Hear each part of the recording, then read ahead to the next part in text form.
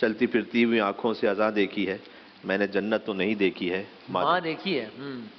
اور عزیز تر مجھے رکھتا ہے وہ رگ جاں سے، یہ بات سچ ہے میرا باپ کم نہیں ماں سے۔ ہے تو عزیزوں، والدین کے لیے اس سے بڑا اور کیا اللہ سبحانہ وتعالیٰ نے مقام اور احترام رکھا ہو کہ اپنی توحید کے ساتھ جو اللہ کسی کو نہ برداشت کرے وہ والدین کا ذکر کرے۔ اپنی توحید کے ساتھ بیان کیا سورہ بقرہ میں، لا تعبدون الا اللہ وبالوالدین احسانا، اللہ کے علاوہ کسی کی عبادت نہیں کرنا لیکن والدین کے ساتھ احسان کرنا۔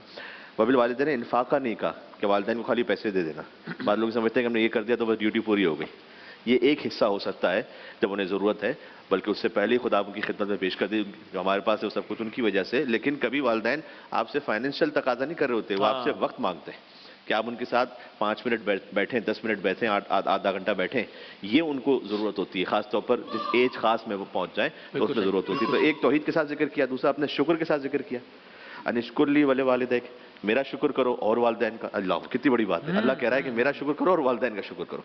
پھر انبیاء کی سنت قرار دیا، حضرت عیسیٰ علیہ السلام کا وہ فرمان جو سورہ مریم میں ہے کہ قال انی عبداللہ آتانی الکتاب وجعلنی نبیا، جو حضرت مریم کی گود میں وہ بول رہے ہیں۔ پھر کہا وبرا بوالدتی ولم یجعلنی جبارا شقیا، اللہ نے مجھے حکم دیا ہے کہ میں اپنی والدہ کے ساتھ نیکی کروں۔ تو یہ سنت انبیاء ہے، والدین کے ساتھ نیکی و خدمت بلا تفریق سب پر فرض کیا۔